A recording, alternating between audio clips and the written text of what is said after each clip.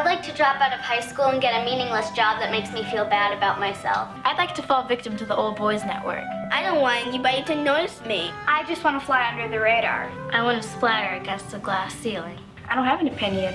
I want to be a straight C student. I'm going to be a biomedical engineer. I want to succumb to peer pressure all of my life. I'm going to be a best-selling author and win the National Book Award. I'm going to be a marine biologist. Wait, I take mine back. I'm going to be a biomedical engineer.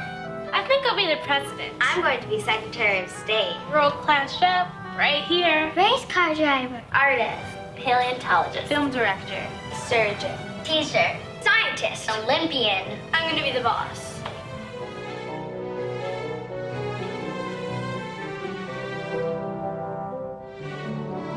I'm going to change the world. Well, hello and good afternoon, everybody. Thank you for coming today. We appreciate you joining us this afternoon at the Institute of Texan Cultures. And I'd like to ask you all to please join me in giving a big round of applause to the Institute of Texan Cultures on this beautiful day.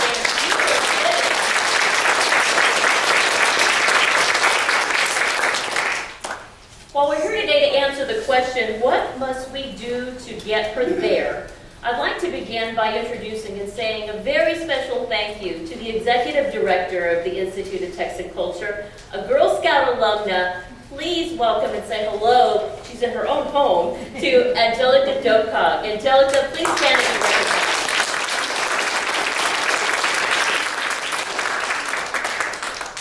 My name is Rose Gonzalez-Bettis, and I'm the Chief Executive Officer for Girl Scouts of Southwest Texas.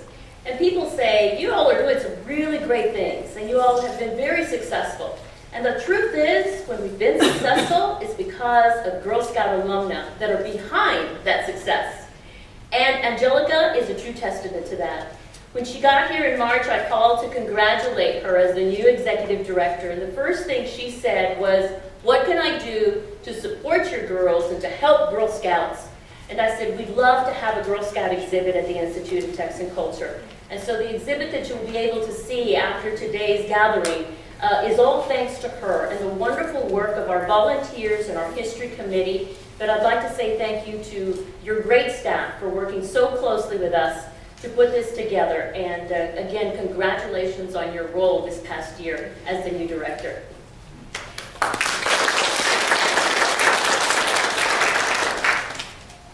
I'd like to introduce a couple of board members that are with us today. Would all members of our board please stand to be recognized? And I'd like to start up front with our board chair, Jackie Gorman. Our girl board chair, we are the only Girl Scout Council in the nation to have a girl board chair. And meet Danielle Gutierrez. Also with us from our board of directors, our vice chair, Jennifer Moriarty. And we'll have some other board members joining us. For those of you who were Girl Scouts, brownies, or volunteers for the organization at any time, would you please raise your hand to be recognized? Almost half, oh my gosh, the most percentage of the room. Thank you all for coming. Now, the To Get Her There campaign is a national effort by Girl Scouts of the USA. So it's not only something we're doing locally, but all Girl Scout councils across the nation are focused on this. It's an effort to break down barriers that hinder girls from leading and succeeding in technology, government, science, business, and industry. So what if, by helping girls fulfill their potential, by bridging that leadership divide and balancing our leadership culture, we could restore America's faith in leadership itself? That is our urgent and ambitious goal, to create gender-balanced leadership in one generation. Studies reveal that while girls idolize leadership skills and qualities, only 21% believe they have the qualities required to be a good leader. Now, that's not the case for Danielle.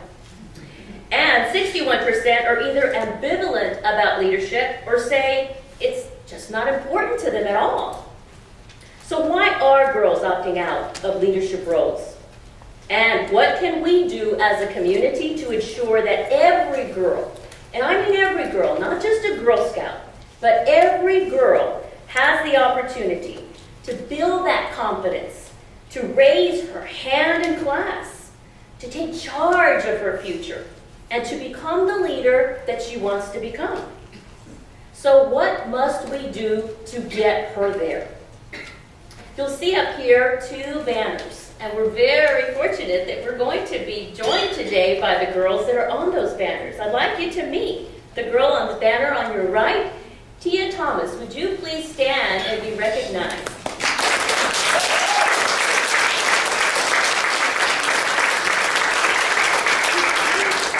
Here's another girl that's not in the 21% statistics because she is already a leader, and what you see there is her speaking at an annual meeting in front of board members, the community, and other volunteers.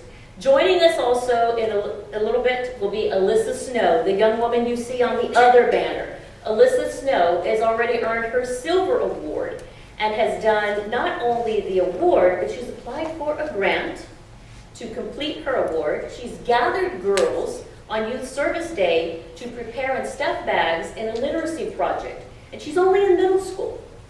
So this is just an example of some girls that are already taking on these leadership roles. I'd like to introduce you today to our moderator.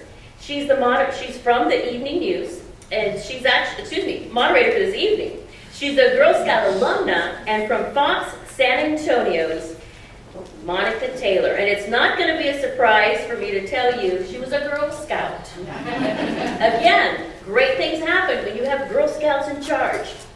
Monica's the morning news anchor and the co-host of Fox San Antonio's morning show, Fox News First. Prior to joining Fox News First team, she made countless appearances on Fox 29 as the face and the voice for the San Antonio Spurs, and is now happy to call the station her home. Will you please help me welcome our moderator and Girl Scout alumna, Monica, to the stage.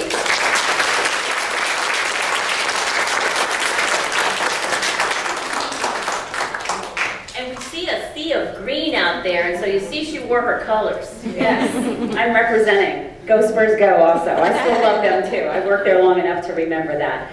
Well, I noticed when we were watching the video just a second ago, no one said they wanted to be a morning show anchor. And I know why, because they have to get up at 2 a.m. every morning. That's what time I get up, and I'm usually in bed at 6:30. So when they asked me to do this, I said, okay, what time is it? Okay, it's close enough to my bedtime, but I won't go to bed too late.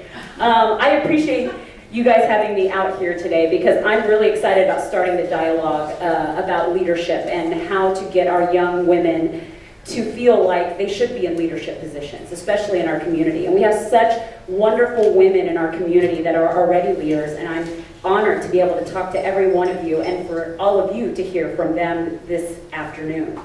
And during today's panel discussion, you're going to hear from 7 prominent women in the San Antonio community about the barriers hindering girls from leading, personal experiences relating to leadership opportunities, and ways to encourage girls and young women to take the lead in all sectors.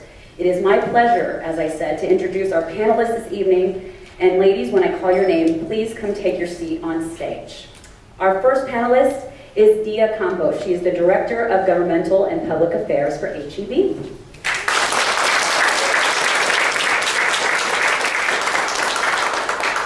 Then we have Jackie Gorman. We met her a second ago, but we'll reintroduce her. Chair of the Board of Directors for Girl Scouts of Southwest Texas and the Executive Director of Training Foundation Growth on the State East Side.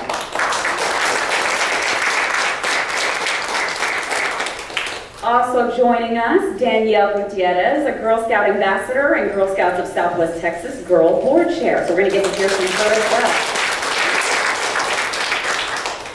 Harriet Marmon Helmley, a past Girl Scouts of Southwest Texas Trefoil honoree and Director of Client Relations for Covenant Multifamily Offices. Elaine Mendoza, come on up. She's the founder and president and CEO of Conceptual MindWorks Incorporated. Also joining in, Sheriff Susan Pamerleau, Bexar County's first elected female sheriff.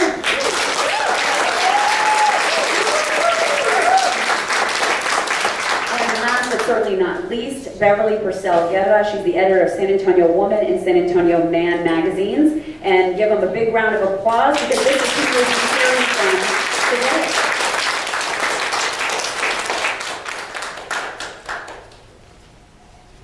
I guess I'll introduce myself again. Monica Taylor. I'll take my seat right here at the end. All right, so we'll get it started here. I'm going to start with Elaine today. You're the first one I'll pick on.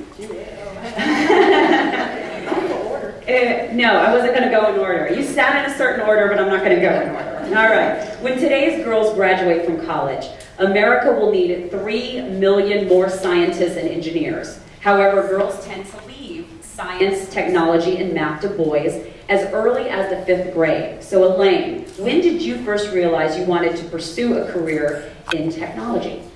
All right. Well, I wanted to pursue a career in technology probably in middle school because I wanted to be an astronaut. And therefore, that's why I went the path that I did.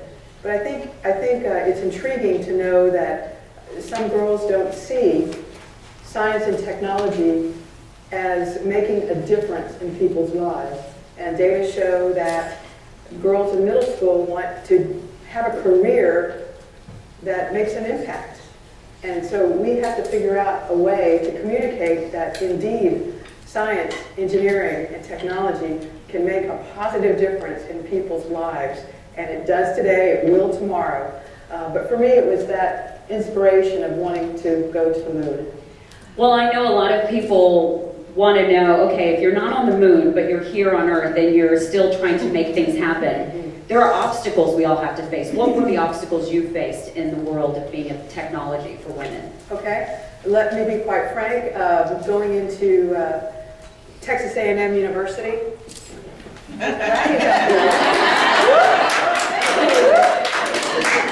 Maybe they should have had Ernie, my co-host, do this. Anyway, when I went into aerospace engineering at A&M, we were in a building. There were hardly any girls, much less Hispanic ladies at the time. We did not have female bathrooms on the first 2 floors. The female bathrooms were on the 3rd floor where the administrative offices were. So that was, I mean, nothing was rude. They didn't mean to be that way, but that was just the sign of the times. What was difficult is, I think early on, a lot of my colleagues, the male students, had played with model airplanes, had been exposed to, rockets and things like that, where we didn't typically have those kinds of things as girls. So as the professor's talking about different aspects of an aircraft, whether it be, airfoils or rudders and ailerons, as I shared with some folks on Saturday, I thought they were speaking Russian. Well, the other boys were just nodding their head going, yeah, yeah, yeah. And I thought, oh my gosh, I'm way out of my league here. But as it turns out, as I asked questions, because I finally said, if I'm going to do this, which I want to do this, I've got to ask questions. So my hand goes up and I start asking questions. And little did I know, all those guys were, yeah, yeah, yeah. We're like, that's a good question. They didn't know as much as they were pretending to know, and really appreciated me asking those questions. So we were all on the same level playing field. So intimidation, you got to get over it. You got to focus on your goals and raise your hand. All right, thank you, Elaine. All right, Dia, you're up next. Companies with more female senior executives consistently outperform their industry peers by 40%. The officers and directors of Fortune 500 companies are 85% male. Do you think women have to perform better than their male counterparts to be promoted to the same positions? That's an interesting question. And probably more interesting that you're asking me. I've come from a different generation. I was the youngest director hired at HEB when they hired me in 2006. And I'm still the youngest director. Katie's so I don't know if that means they realize that, wait a second, we don't know how to deal with this generation yet. But so my answer to that question will probably be a little different, and maybe in the fact that I'm lucky that I work for a great company that is really run by women. The major financial functions at HEB are run by women, from our general counsel to our VP of Finance to our VP of Planning and Analysis. All of our major vice presidents and senior officers in a financial role, Suzanne Wade, are all women. So I think that I exist in a culture where women are always better. When I'm trying to find accurate data and information, I work a lot on the policy side, and I need to work with a lot of numbers and understand how taxes impact our business. I go to women, and when our CEO has a major question and needs something figured out, and we're a company that was founded by a woman and is currently run by women. But I also think that the lens that I view the whole question through is different, because I grew up in a generation where girls were already better. You know, girls were already being educated at higher levels. Girls were going to college at a faster rate. I attended a small liberal arts university called Southwestern University in Georgetown, where the majority was already women. And so I think that when it comes to seeing men as competitors, I take it a little differently, because I think that we already exist in a world today, and the world that Danielle is going to grow up in, where we are the smartest people in the room. There you go. Sir, did you get that? I'm just making sure. I only see two back there. Nefty, did you get that? And did you get it on tape so we can play that tomorrow? Okay, I'm just making sure, because I'm going to keep that forever. All right. Thank you, Gia. Jackie, you're up next. Okay. You've said before that when you were a girl, people volunteered for you, and now you pay that forward to give others a brighter future. How important do you think it is to become a mentor for young women? It's absolutely critical. I look back over my life and over my career, and I can tie my successes always to a strong woman who was willing to spend a few extra minutes with me. And starting with my mom, who, rest her soul, had no problem ever telling me when I was wrong. It was good, because I was wrong. If my mom couldn't tell me I was wrong, then who else could? But there have always been strong women in my life. Even here in San Antonio, when I moved to San Antonio, I went to work for A&M, Elaine. There you go. There were not a lot of women working for A&M, and there certainly were not a lot of African American women working for A&M. And some of you may know Patricia Turner. And Patricia Turner took me under her wing. And she spent a lot of time with me, making sure that I made the right career choices and helping me integrate into the San Antonio community. And I will always remember that. And so it is so important that there is a woman there for a young woman like Danielle to look up to, and who can tell her, Danielle, that's really not working for you, sweetheart. Or who can tell her, Danielle, you really need to go for that job. If you don't do that, I'm going to hit you. Somebody to tell this young woman the real truth, and to give her the direction and the guidance that she needs, and sometimes just to listen. Very nice. All right, Danielle. Well, now it's your turn to listen. I have a question for you. Women are actually faring better academically than ever before. Statistics show 57% of college graduates and 60% of master level graduates are women. Nearly half of the country's workforce is comprised of women. So as a student considering an occupation in the science field, do you find that girls or boys perform better in your STEM classes? Well, in my case, at my school, I go to Healthcare High School. So we are basically just focused on the medical field, science. And in my school, I've realized that there is more girls than boys, but they're all, they all do wonderful. They all do good grades. We're all focused on being wonderful people. We're older, being good leaders. And me being as a Girl Scout, I feel like I have the courage and I have the determination to go to become an anesthesiologist at one time. Anesthesiologist, is that what you said? Yes, ma'am. Wow. So you give everybody the cocktail when they go to the hospital. Is what you do. You make them all feel really good. And then I get the bill later, and it's way more than everyone's like, for that? Okay, I guess it was good. I'm just teasing you. You're not even old enough to drink yet, so. Okay. Well, another question would be, you're in high school. You're in a place that everybody, a lot of times people want to follow what everyone else is doing, and sometimes girls are afraid to step forward and that sort of thing. Do you feel like you ever get teased for liking math and science? Because I know a lot of times those are difficult for women classes to take. So a lot of times we hear that, you know, it's harder for them, or it's easier for men to take, or boys to take math and science. Do you ever get teased liking those subjects? Well, there are times where people will be like, oh, you can't do it. No, you're just gonna fall back. What I try to do is what I learned from my mom and from the board of directors. Believe in yourself and you can accomplish anything. Because it's your life. You have the decision to do what you want with your life, not anyone else. Very nice. Thank you. All right, this one is for Harriet. The glass ceiling is a sometimes controversial term applied to the unbreakable barrier that prevents women from rising to the upper rungs of the corporate ladder, regardless of their qualifications or achievements.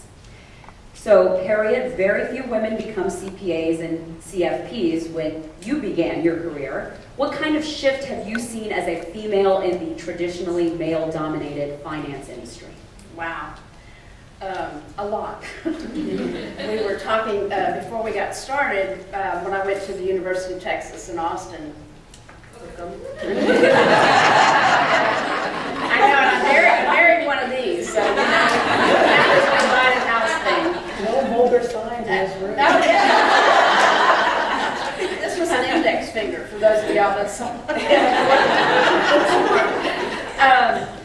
When I went to the University of Texas, I actually transferred from a girls' school in my junior year, and I wanted to major in business because I was going into merchandising, retail merchandising, and was told, well, you can't major in business. You have to pick another major. We'll let you take some courses. You can get a minor, but you can't major in business. So there was one other lady and myself that actually took business courses. We couldn't declare it as a major. I had to major in home economics. So I've seen such a dramatic change from that day, where now the women outnumber the men in the accounting schools all over the United States. The women they've got better grades, they've got better pass rates on the CPA exam, they're more focused, and they're really more mature. And so when you're hiring from that standpoint, there is that tendency to want to look at the women first. So I always encourage young women, this is a great field to get into because it's wide open for you today. You don't have the limitations that we did back in the 60s and 70s, where you were expected to either get your MRS degree, they called it. And in fact, a funny joke about that with all my initials, my husband, I didn't get married till I was 50 for the first time, because I was too busy working and having a great time as being single. Well, he informed me one day after we'd been married a few years, and I finally passed the CFP exam, and he said, if you get any more initials behind your name, you're going to lose the 3 in front of your name. So we still have these challenges, you know, at that point, and I'm not married, why? But I think it's important for you to set your sights on something that you're passionate about. And I tell people all the time, get into a field that you're passionate about. And if you're not passionate, if you get into something and you realize, I just don't have it there, get out. There is back in my day, you didn't ever change careers. When I first announced to my dad that I was going to change jobs, he was like, do that. You get with a company and you stay there forever. And I said, no, not if you're not happy and not if you're not respected for what you bring to the table. And so women in the 60s and 70s, we were a lot more mobile in terms of our jobs because we had to keep stepping up that ladder. And each time you made the move, you'd make a little more money and you'd get a little better position. And you would still, I mean, I would say it was well into the 80s before I really saw women making a big difference in business. And I had wonderful role models too, Barbara Banker, Rosemary Kowalski, who's a Girl Scout, and Dora Hauser. I don't know if any of y'all knew Dora Hauser, but wonderful, wonderful women that have been great mentors and role models. And they would just tell you, well, you can do it. You can do it, no matter what the guys say, you can do it. But you've got to be really determined about it, and you also, it has to be your passion. Because if you're just doing it to get ahead and have a title, it's not going to mean anything to you. Because what you want to do in the end is you want to leave this world a better place, and you want to do something that's going to make a difference for other people, including all of these beautiful young women out there. Very nice, and I'm glad you got to keep those other 3 letters. The jury's still out. So far. All right, next up, Sheriff Pamerleau. All right, girls excel at the collaborative style of leadership that most Americans say is missing in government. And yet only 18.3% of Congress is female. Working in government as part of the military and public service and now in law enforcement, what do you think you do differently than your male counterparts? Let me start with some context about my background. When I entered the armed services in 1968, fewer than 1.5% of the armed forces were women. Women were in administration, personnel, some communications, some intelligence. I think that was an indicator. Women did not fly airplanes. Women were not missile launch officers. Women were not transportation officers or even in aircraft maintenance. They certainly weren't astronauts. So entering that environment, and I guess I really didn't know what I was getting into. I'd graduated from college and degree in sociology, social worker, and social welfare. I don't think so. So at that time, what I didn't know was that just 6 months before I entered the Air Force was when public law was changed. There were 2 provisions. One said, women may not rise above the rank of lieutenant colonel or Navy commander, and they may not comprise more than 2% of the armed forces. That changed. And so I grew up in my early work career in an environment where if you got married, you were encouraged to get out. If you got pregnant, you were out in a matter of days. And the opportunities were very limited. But when you don't limit yourself based on the limits that other people place on you, the world is what you want it to be.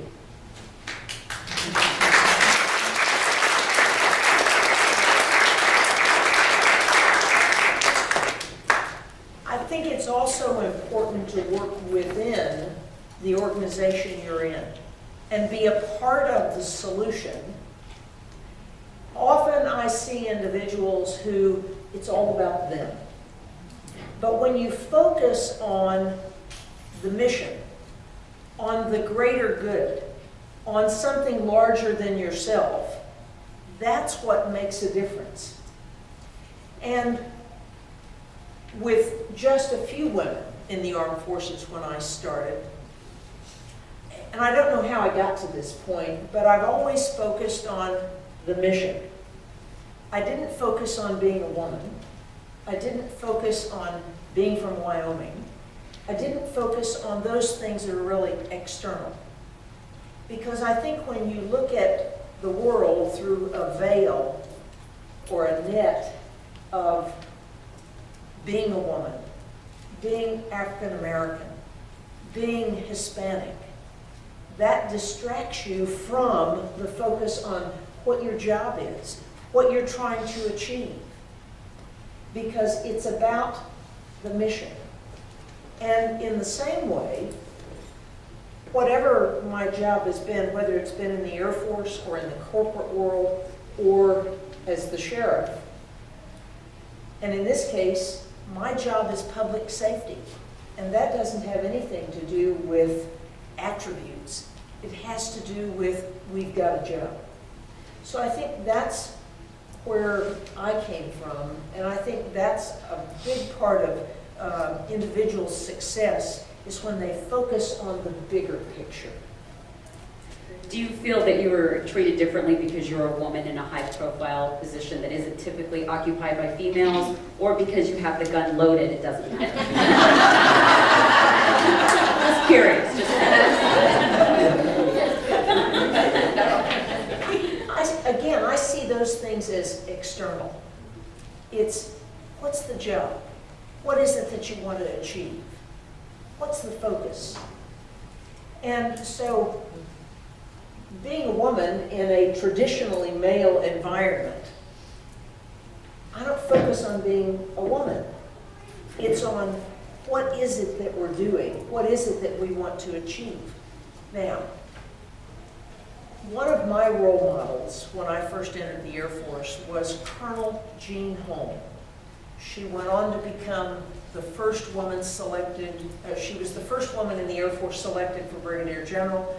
She was the first woman in all of the armed forces to be selected for Major General. All of the other women in senior positions, it was sort of like they were at arm's length. You really couldn't touch them. So they weren't real. But I remember one thing that Jean Holmes said when I was in officer training school at Lackland. She said, there's nothing incongruent about being an officer and being a woman. I didn't have to be part of the boys club. I didn't have to act like men did, or the good old boys. It was, I could be a woman, I could be a lady, and I could be effective in what I was doing. I think where we are really fortunate is we have a much broader perspective on leadership. You don't have to do things the way the guys have always done it, because we have a lot more options in terms of how we address issues. It's not always the frontal attack. Sometimes you can go around and get just as much done, or recognize that let somebody else carry the message rather than you always being the one to carry the message. We have other ways of getting things done because we look at things differently. So I think women have a much broader toolkit of ways to deal with issues. So that's the way I look at it. Even though there were advantages that guys had, there were advantages that I had as a woman. So it's always in looking at the whole picture, not just a few things that may be focused on somebody else. All right, thank you.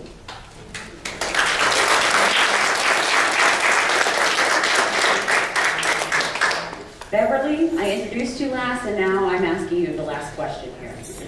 In 2010, women made up 44% of all full-time year-round workers, but only 38% of managers at that time. Among Fortune 500 companies, only 3.6% had female CEOs in 2012. As someone who highlights both female and male leaders here in San Antonio, do you see an imbalance in representation? Well, starting, I probably am from the generation of Harriet, and going back into the 60s when I was in New York, and just putting a little bit in context, I was looking for a job. I'm fresh out of college, and unlike Elaine, I have an uncle who went to Rice and who majored in physics and chemistry. I didn't get a single one of those genes. Not a single one. When it came to sports, I wanted to dance. When it came to chemistry and physics, I wanted to take literature and art history. So I'm a very different person from that world, and I admire that and wish I had a little more of it. I see it in my children and grandchildren, so I'm thankful there. But when I was looking for a job, it was so different. I applied for a job with a company, it was a large retail company, and I could be trained, it was for a buyer's training, I could be trained to do anything. And he wouldn't hire me because my former husband had just graduated from Princeton, I had just graduated from college, he was getting an MBA. He said, I'm going to train you for 2 years, and then you're going to leave me.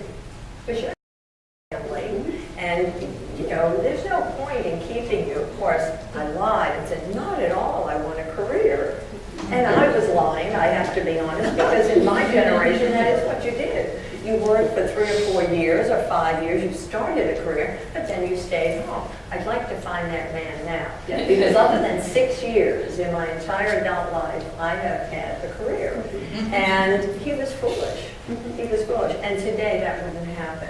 And I see with all of these women who are leaders, when we're looking at specifically San Antonio Woman Magazine or San Antonio Man, I have not ever run out of women to feature, whether they are top executives, whether they are artists, whether they are just talented in some other field.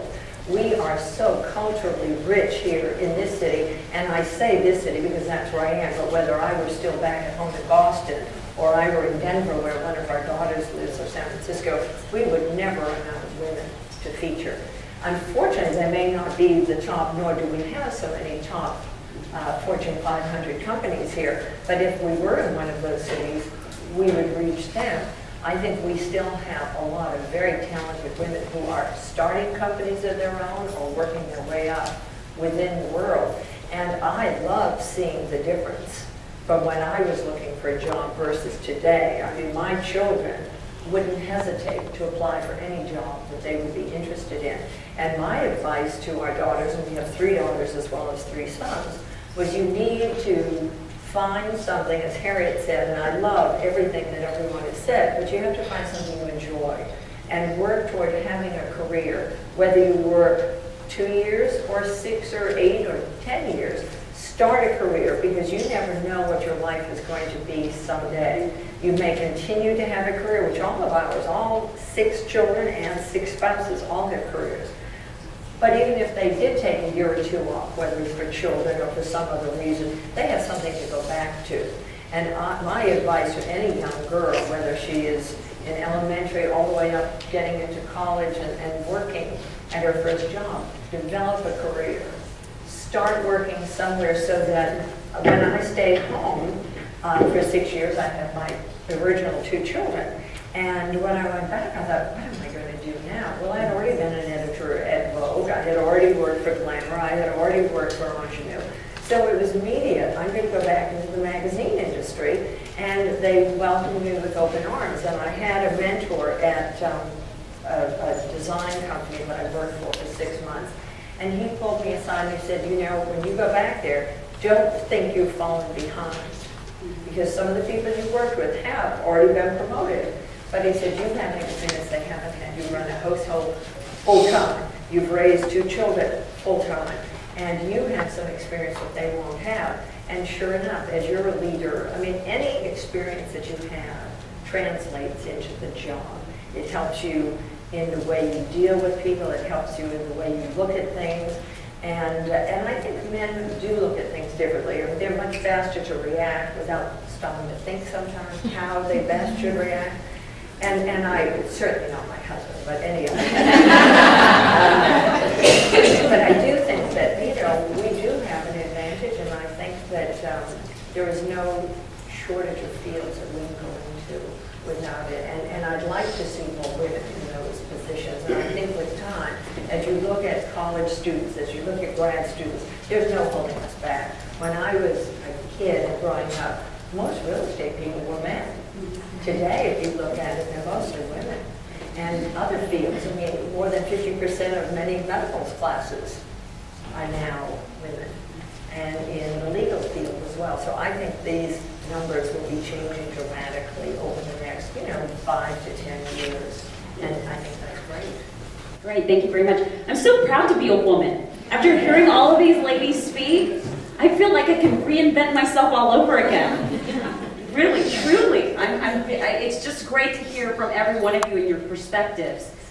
because you all bring something so different. Danielle, don't you agree? I agree. Like, I learned so much just by hearing from all these women that I am glad to be a girl. Like, Right, and what the future holds too, it looks like. Kara, you were going to say something? A special shout out to this man who's sitting here with his daughter. I mean, everything's like, and I wish I was a woman now. she's like, Daddy, it's all right. And, you know, I think for the fathers, the daddies, the uncles, brothers, I think it's important for them too to get behind the women and support them, because my dad was so supportive of me after he got used to the idea that I wasn't going to go out and get married and have babies right away. He got over that, and then he became supportive about it. And it was a really tough thing for him to be supportive of this girl that's going to move from San Antonio, go get a job, and who knows what's going to happen to her, you know? So special shout out for being supportive of your daughter, because that's really important, and we do want to hear from our daddies that it's okay. I have to do a dad shout out too. Okay. My father is the most amazing man, and part of the reason that I am the woman that I am is because he never expected anything less of me. You know, when I was growing up, if I was driving the car and it got a flat, and I called him, his answer was, "Did you fix it?" Not, "Where are you?" You know, there was never a question in my mind of anything that I could do, because he always expected me to do it. You know, and so I have to give him a great big shout out for that. Very nice. And one of the things, as I was growing up in the Air Force, what really led to my success, there weren't women that could be mentors, but enlightened leaders, men who saw a spark in me and helped me develop into those positions. One of the things I've always said is, when daughters of generals and admirals came of age, is when we made the greatest strides in terms of opportunities for women. And I remember one story in particular about a Navy admiral. Both his son and daughter were in engineering school. When they graduated, his daughter was the smartest of the two and had the most potential. But she didn't get any offers to go into engineering, but his son did. And it was recognizing that here was his daughter who was so capable, but didn't get the same opportunities. And I think that has a lot to do with it. When fathers see that their daughters aren't getting the same opportunities, then things start to change. All right, well, we've got a couple of minutes, so we can take a few questions. I know you guys have been listening, so you can either ask it to the entire panel and someone can take it, or if you have one specific to someone, you can do that. Anybody? Come on, no questions? Not one question? Okay, thank you. Sheryl Sandberg recently published the book Lean In. And I've only read a short portion of it at this point in time, but one of the things that she spoke of was that we have a tendency, girls, women, that when we get up against that place of going to take that promotion or to take that next step, that part of us thinks of, well, what's the future hold? Am I going to be a mother? Do I want to possibly not take that? Because I may be doing this over here, as opposed to leaning in to whatever it is that we want. And then when that opportunity comes, we take it later. We'd like to hear somebody speak to possibly what you think about that. I'll take it. I think you do lean in, because you don't know what's going to happen in the future. And like in my case, if I'd sat around and waited for Prince Charming to show up on my doorstep, well, there's no telling where I would have ended up. But by leaning in and seizing the minute, and that even includes one opportunity where after a couple of months, I realized I was hired because I was a female. And that was the only reason that I was hired. And Beverly, we were of that era where we were hired when they started pressuring companies to hire women in management roles. And that's a terrible, degrading position to be in. I of course, left that company right away, and because I valued what I brought to the table, and I knew that they were never going to value what I brought to the table. That's another part of getting in the right seat at your employer, where you work, and you've got to be passionate about it, because sometimes you don't get what you want right away. So you have to wait, but you're building your skills and building your resume, but you have to lean in for those opportunities, and everything else will just fall into place. So I think you lean in. I think I have a little bit of a controversial comment. Why not? Go right? ahead, yes. Yeah. This is open discussion time. Because I see a lot of young girls in the audience too, and I hear people running around our office quoting this book, Women and stuff. And we were actually discussing this at lunch today. Like girls' moms were making fun of me because I kind of have this unspoken rule that I don't read leadership books that are directly, exclusively towards women. And I remember a few years ago, I was offered to go to this leadership program that was like a Hispanic executives leadership deal, and I declined it, and nobody knew why. And I said, I don't want to go to a Hispanic executive leadership program. I want to go to Harvard. You know, how come Hispanics or women should be taught to lead differently than men do? And so I have this kind of unspoken practice that I make it a point not to read articles or books that are exclusively directed towards women, because I want to learn how the men learn. I want to read what they read. And it was funny, I was walking out of my office today, my admin handed me this folder, and she knows I get excited when this comes in. You know, the Harvard Business Review, I get super excited. And so I encourage all of you young girls out there to read publications that the top men executive, you know, every CEO reads this as soon as it comes out. So as soon as it comes out, I'm on it. And, you know, read everything you can, but don't pigeonhole yourself into reading something that is directed exclusively towards women. I think there's another point on leaning in. Make the decision that's right for you.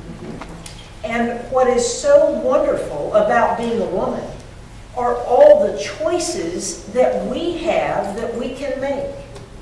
We can be mothers, we can be career women, we can be in business, we can be in the military, we can be in law enforcement. Those are choices that we have, and we only limit ourselves when we put our own barriers up. So leaning in, I think, is taking advantage of the opportunities. And I can recall a couple of times when jobs came to me, and it was, do I do this or not? And it was more like, I'm probably never going to get this opportunity again, so I'm going to jump at this. I remember being I was at the Pentagon, and I'd been back in the States for about 3 months. Had come back from Brussels. And my boss called me in and he said, are you ready to be the next vice commander in the Personnel Center? And I go into an out-of-body experience, because I knew that meant that if I did okay, if I succeeded, that I'd probably be a general officer. So it was in taking advantage of the opportunity and saying, I'm going to do whatever it takes to be able to take advantage of that opportunity. So when preparation meets opportunity, that's what's important. It's in being ready to take that chance. Elaine, do you want to say something? Just real quick, to build on what has been said, once that chance has been taken and you know what your priorities are, that's going to be key, is to keeping you with your priorities. You can't guess how you're going to respond once you have children. I thought for sure I was going to be a businesswoman. I was going to build this company using technology to make a difference. And if I have a child, great. My parents are here. Early childhood centers are open 6 to 6. It would be a problem because we worked all the time. I worked all the time to build a business. But once she came, our first daughter, it was like, oh my God, I got to take her where? I walk in at 6 weeks. She was in the office before then. I had a crib in my office and with on rollers in case we needed to roll her down the hall and get her out of the way for a meeting. But she had a file, do something good. But at 6 weeks, you know, I had to take her to the early childhood education center. And I had no clue I was going to respond the way I responded. I was one of those groveling mothers that they're like, she'll be okay, scoot, you know. I had no idea I would respond that way. I thought I was focused. I thought I knew, you know, what the trajectory was going to be. I had these strategic plans in place, the whole works. But once she came, I had to relook and rethink, and I had to reprioritize and figure out, okay, I know what kind of mother I want to strive to be. And I know I want to be present. And so therefore, other things are going to change. And sometimes opportunities came and you're like, okay, how is this going to affect the family? How will this impinge on my time with the girls or what have you? We had a second girl 3 years later. So the fear sometimes can hold you back. But once you take the plunge and you know what your priorities are, you can work things out and it's going to be okay. But don't let the fear stop you from making that decision, because we are very fortunate. We can be mothers and queer women. Because of all those women that have gone before us, that have made the decision to go to college and major in business that you shouldn't have been majoring in, how dare you? I mean, because of all these great women that have done things that they weren't supposed to do, that they didn't care about fear, and they went anyway, all of us behind them, and I hope all of you behind us have all sorts of choices.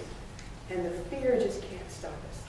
You know your priorities, you can make it work. And I have to say, that's the blessing and the curse of being a woman. You know, and honestly, that's what I feel. It's a blessing and a curse of being a woman, but I wouldn't trade being a woman for anything, knowing that you have all those opportunities. So I love that. Beverly? There is that other discussion. Can women have it all? I think you can, but not always all at the same time. That's the 6 years that I'm staying.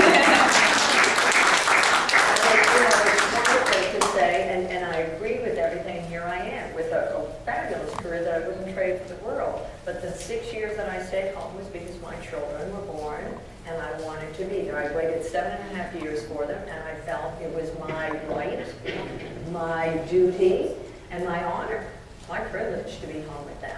And then, of course, I was a single mother, and then there's no choice again. And so I went back to work. And they adapted very well because they had a solid background. I'm not saying you have to do it that. I'm just saying this is what I did. Yeah, because I didn't do that.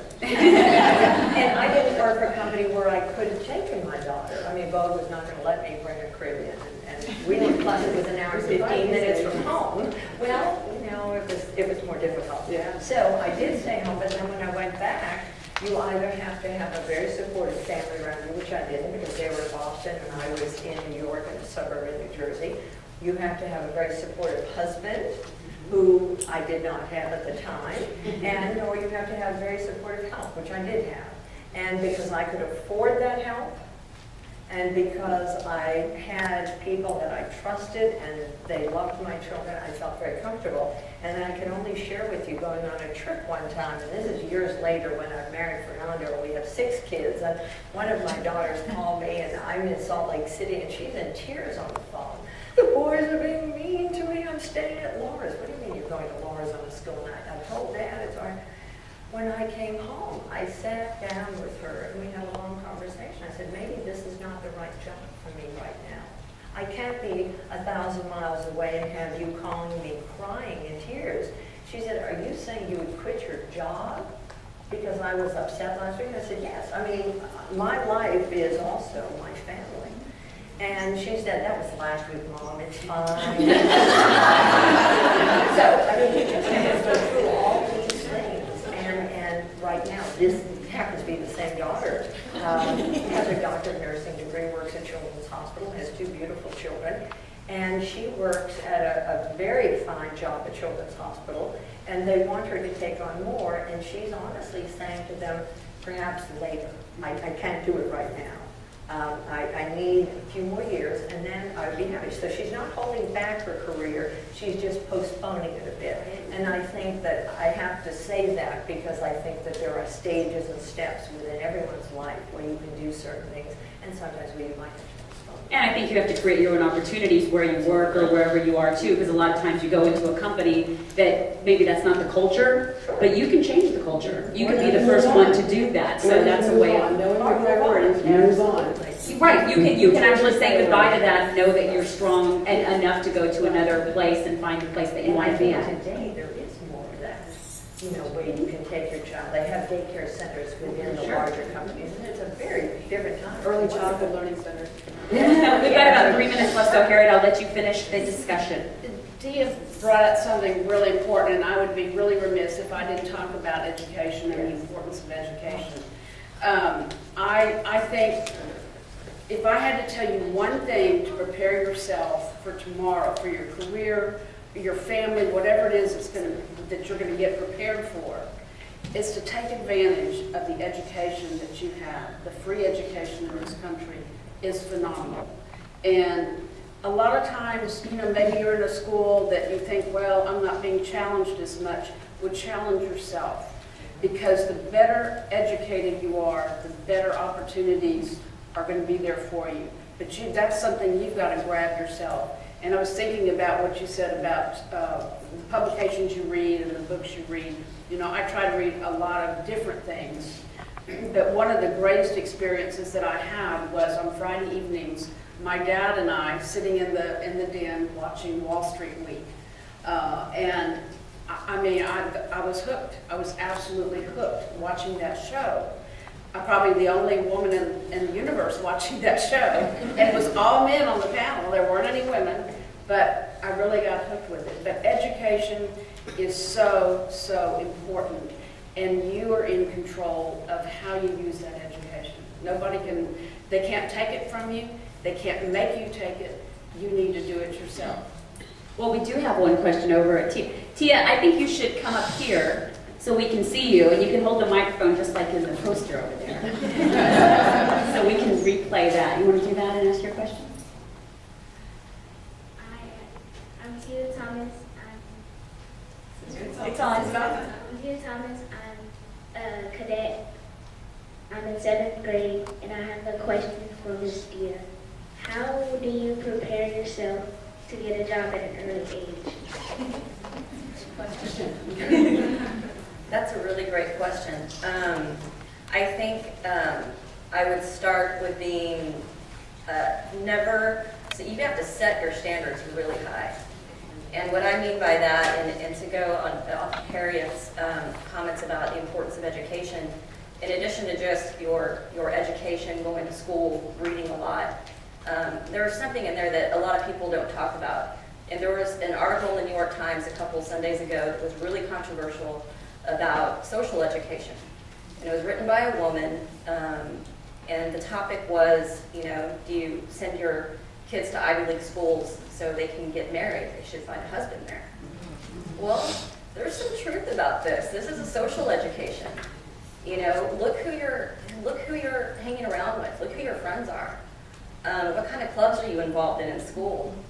When I was in school, I was loved to play basketball, but I knew that wasn't the right social education for me. At the time, I didn't know it was called social education, but I knew that wasn't where I wanted to be 10 years forward. So I joined a debate club, and I joined the golf club. And I remember my mother was the one that encouraged me to join golf because she said that is a skill that you can use in business. And to this day it is. I hate playing golf, but I can do it if I need to. And so I would pay close attention to your social education, even at a very young age. Look at who your friends are. My grandmother used to say, that's a famous Mexican dicho that says, dime que quien andas y te digo quien eres. There's a lot of truth to that. And that means, tell me who you hang around and who you walk with, and I'll tell you who you are.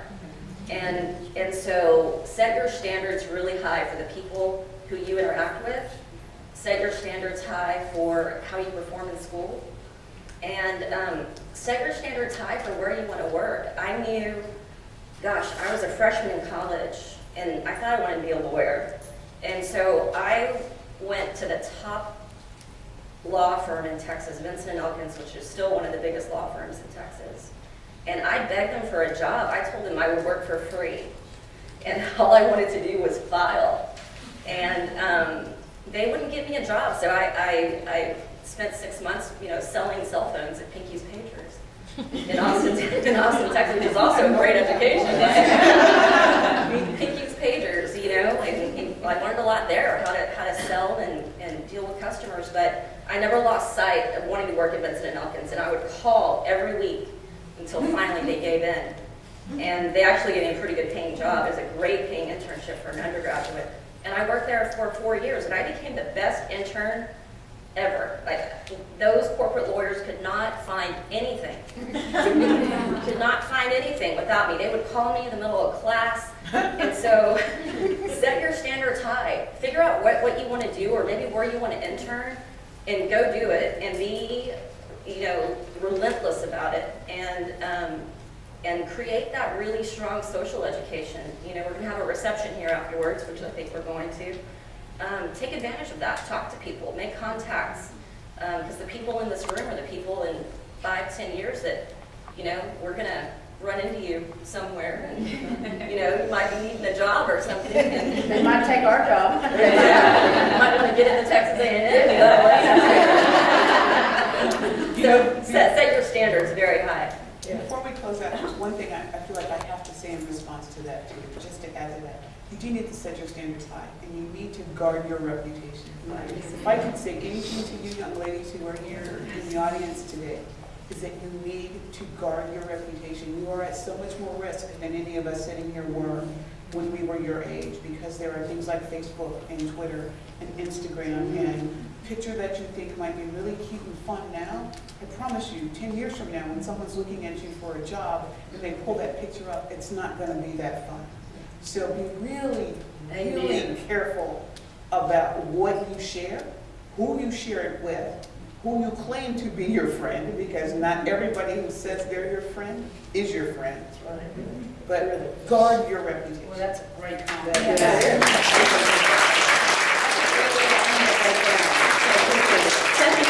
I knew I should have put my face through that little hole out there and put that on Facebook. Now I'm in trouble. You saw that out there, right? That you can put your face on the box of the Girl Scout cookies. You guys haven't gone through there. You have no idea what that joke is. It fell flat. When you go out there, you'll see what I mean.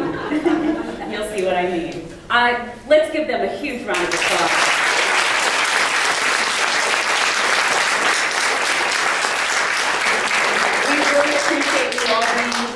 And this is where we conclude the panel portion, but we do want to ask you, are you ready to join the mission to get her there today?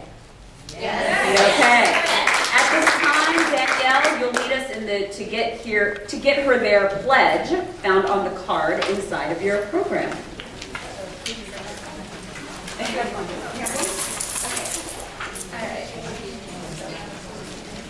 I would like to invite all adults in the room to join me in singing the ToGetHerThere pledge for all girls and young women in our community.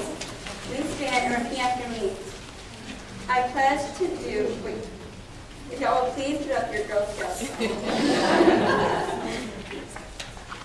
I pledge to do my part in supporting today's girls to achieve the goal of equal and balanced leadership tomorrow.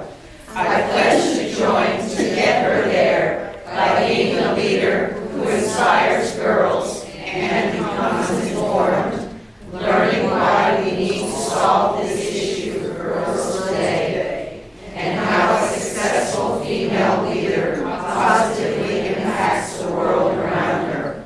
Speaks up for supportive environments in my community, such as advocating for healthy media images, helping identify effective mentors, increasing girls' involvement in science, technology, engineering, and math, and joining the fight against bullying. Invest in girls to invest in our future. Very nice. Thank you, Danielle, and thanks to all of you as well. Now, now we'd like to invite the audience to discuss among themselves the ways they can advance women's leadership on their own. But we do want to ask you to make sure you fill out your To Get Her There pledge card and turn it in at the back of the room, right there. Right there? Right there, where the basket is. And you will receive your To Get Her There pin, and we hope that you wear that proudly once you have it. And were you a Girl Scout? Yes, you were? Okay, make sure you join the Girl Scout Greats alumni list at the table in the back as well. Same area, you just stop on by. And now you can head over to the Texas room for refreshments. And I just want to say thank you so much for allowing me to be the moderator today. And it was great to hear all of you guys. It really was.